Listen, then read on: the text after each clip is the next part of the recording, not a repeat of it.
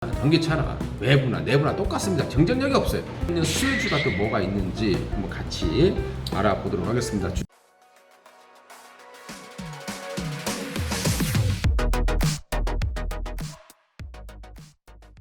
네, 안녕하세요. 돈마네TV의 한동훈입니다. 개인 투자자분들의 실력 향상에 항상 힘쓰려고 노력하는 돈마네TV입니다. 오늘의 주제는 현대차 안방이 위협당하다 주인공은 입니다. 좋아요, 구독은 앞으로 더욱더 좋은 정보를 가져다 드리는데 큰 힘이 되니까요. 꼭 부탁드리겠습니다. 중국은 이제 전기차 부분에서 세계 1위의 점유율을 가지고 있습니다. 세계 시장의 3분의 1 정도를 중국이 차지하고 있다고 보시면 될 것 같습니다. 그 이유는요, 중국 같은 경우 이제 내연기관을 만약에 했다라면 세계의 어떤 명차들과 경쟁 자체가 되지 않습니다. 역사가 워낙 짧기 때문에요. 하지만 전기차라는 부분들은 전 세계 기업들이 모두 똑같은 위치에서 출발하기 때문에 중국으로서는 가장 앞서서 정부가 육성을 해서 성장시킬 수밖에 없었다라고 보시면 될 것 같습니다. 그러다 보니까 중국이 전 세계에서 지금 현재 전기차 부분에서 가장 강하다라고 보시면 될 것 같고요. 물론 자체적인 기업에서 본다면 테슬라가 앞서 있습니다만은 최근에 테슬라를 위협하는 기업들이 상당히 좀 많이 나오고 있습니다. 루시드라든가 바로 이제 바이톤이라는 전기차들이 곧 출시가 될 것으로 예상이 되고 있습니다. 반면에 이제 현대차 같은 경우는 이제 수소차하고 전기차의 이제 미래차에 대해서 투트랙으로 나오고 있는데요. 아쉽게도 현대차만이 이 전기차의 특화 모델이 없다라는 게 너무 안타깝습니다.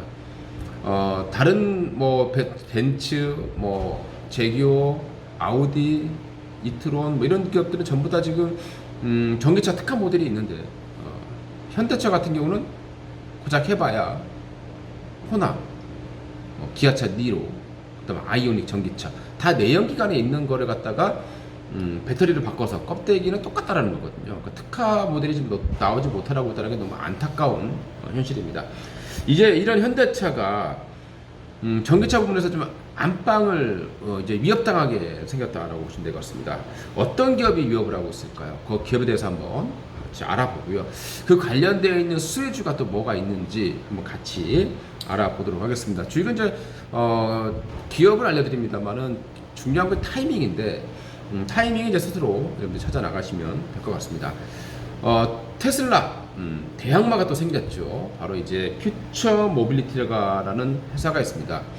중국 기업이고요. 중국 난징에 본사를 두고 있는데 이 기업은 얼마 되지 않았습니다. 생긴 지가 16년도에 생겼습니다. 아주 신생 기업이죠. BMW의 임원 2명에 의해서 설립이 됐고요. 이 기업에 텐센트 그리고 폭스콘, 우리 홍하이라고 하죠.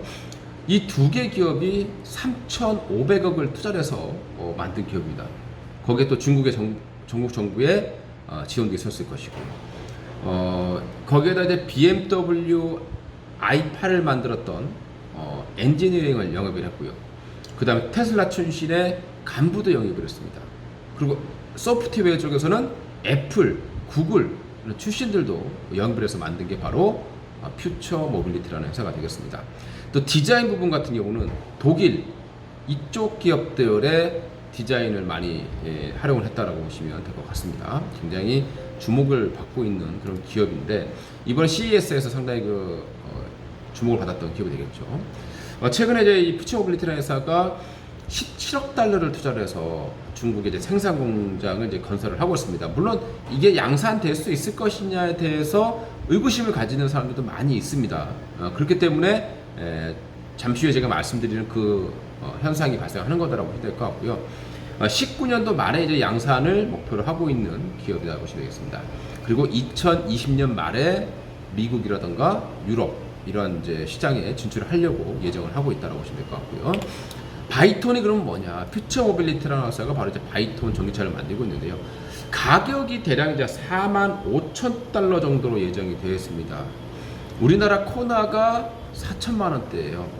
근데 4,500만 달러면은 대략 우리나라 돈으로 한 5천만 원대 중후반 정도 나올 걸로 예상이 되고 있다. 거기에 지원금까지 만약에 가세를 한다라면 사실 현대차는 위협을 받을 수밖에 없는 상황이 되겠고요.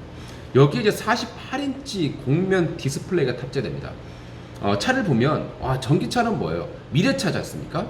지금 우리나라의 현대차는 똑같아요.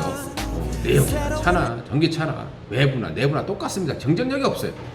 근데 이 전기차를 만든다. 전기차는 미래의 어떤 차라는 인식이 있기 때문에 굉장히 좀 미래지향적인 어떤 모습이 나와줘야 되는 거죠. 그런데 바이톤은 바로 48인치입니다.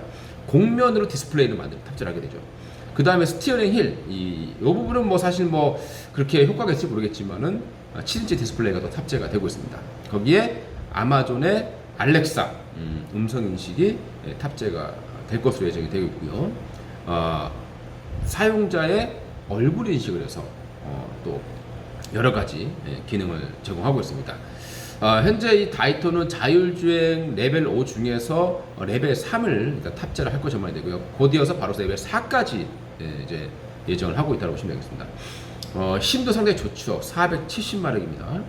1회 충전에 300km짜리와 또 500km짜리 두 개 투트랙으로 간다라고 보시면 될 것 같습니다. 바로 이렇게 생긴 차가 되겠습니다. 딱 보면 중국 차라는 어떤 그런 인식이 좀 많이 없죠. 굉장히 좀 미래지향적으로 많이 만들어 놨다고 보시면 될 것 같고요. 차 앞과 뒤에 LED를 많이 전놨습니다. 실제로 중국의 어떤 매장에 전시되어 있는 것을 누가 찍어온 걸로 보시면 될 것 같습니다. 옆모습은 이렇게 생겼습니다.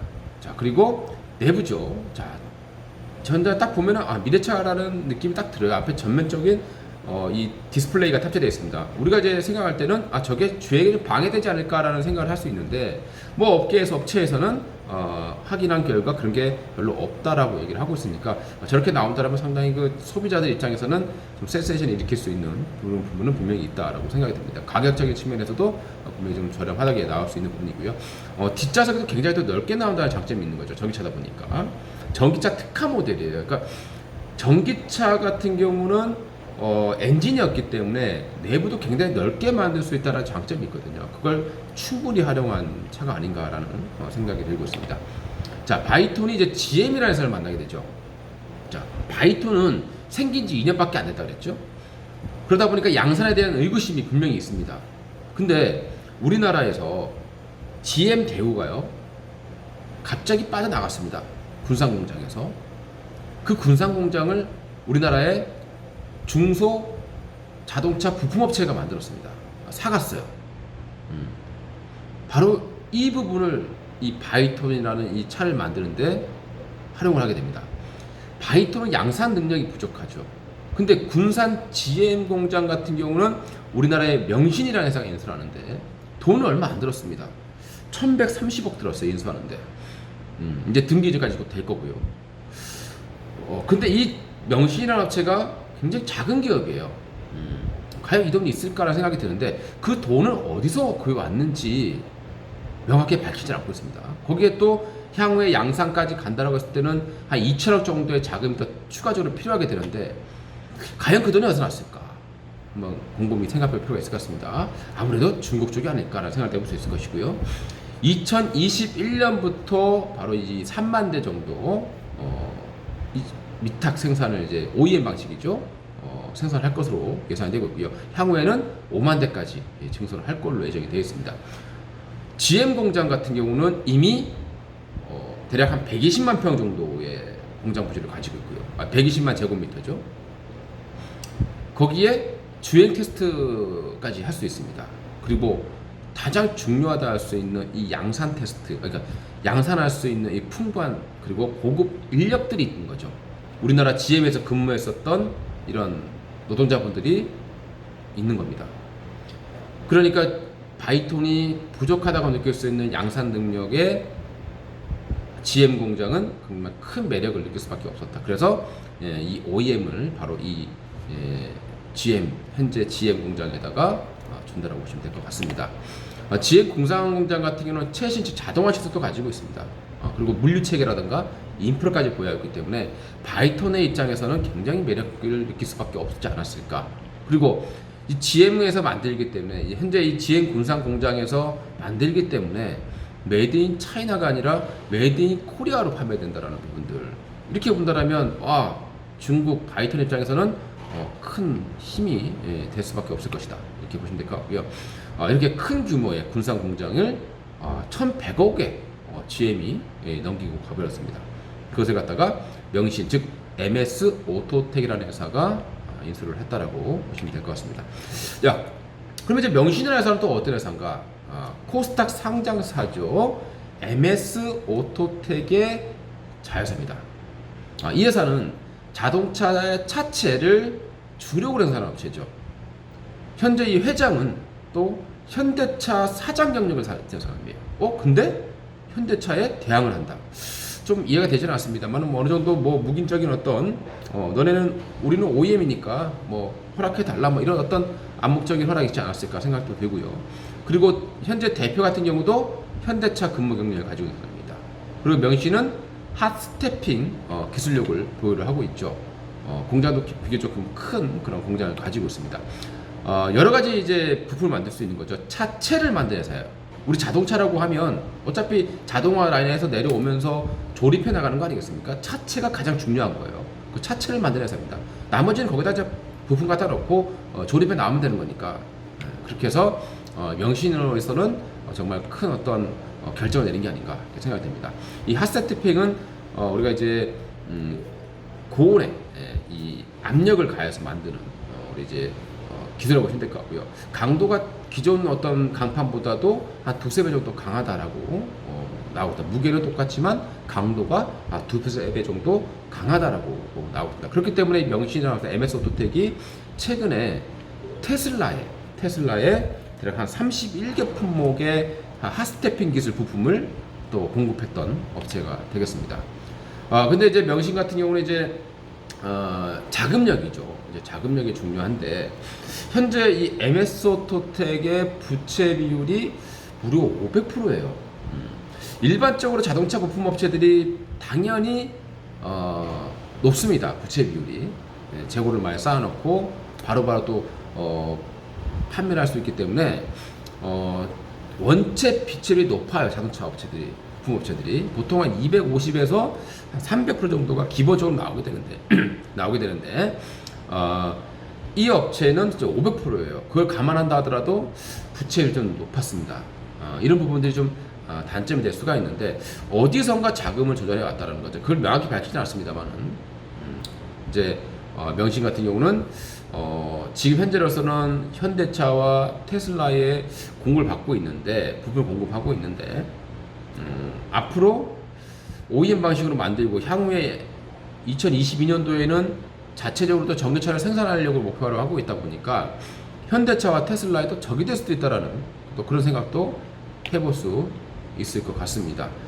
아무튼 이런 이제 MS 오토텍 한번 우리가 차트를 보면서 한번 어떤 움직임을 보이고 있는가 봐야 될 것 같습니다. 자, 최근에 보면 많이 올라왔어요. 이미 이제 여기서 1차적으로 올라왔던 부분이 이제 바로 군산에 있는 GM 공장을 인수했던 부분, 그리고 주가 조정을 충분히 받았고, 그리고 다시 올라가고 있는 부분들은 바로 이제 바이톤이라는 회사의 그 OEM을 이제 이 업체가 따오게 되면서 거기에 대한 기대감들이 주가에 작용하고 있다라고 판단이 됩니다. 중장기적인 상승 파동이 충분히 나올 수 있는 그런 위치가 아닌가라고 생각이 되고요. 추격 매수보다는 좀 눌림을 전고점을 돌파했기 때문에 좀 눌림이 나올 때 공략을 해보는 게 좋을 것 같고요. 이와 함께 좀 생각을 해볼 수 있는 기업이 있다라면 이제 만도라는 기업도 이 바이톤이라는 기업의 자율주행과 관련된 ADAS라든가 자동 브레이크 시스템이라든가 이런 시스템을 바이톤에 공급 계약을 맺은 상태라고 보시면 될 것 같고요. 하승 RNA라는 기업도 하나 이제 보시게 되면은 물론 뭐 작은 기업이 되겠습니다만은 하승 RNA라는 기업은 바이톤에 에어컨에 들어가는 호수가 있습니다. 이 호수에 대한 연 한 40만 대 분량의 호수 공급 계약을 맺은 업체입니다. 그래서 바이톤 관련 종목을 찾고 싶다라 하시면은 요 세 개 라인 정도 보시면 될 것 같고요. 뭐 가장 대표적으로는 당연히 뭐 MS 오토텍이다라고 보시면 될 것 같습니다. 오늘 자 방송은요 현대차에 대해서 한번 알아봤습니다. 좋아요, 구독 꼭 눌러주시고요. 다음에는 더 좋은 정보로 여러분들께 찾아뵙도록 하겠습니다. 이상 돈마레TV의 한동훈 대표였습니다. 감사합니다.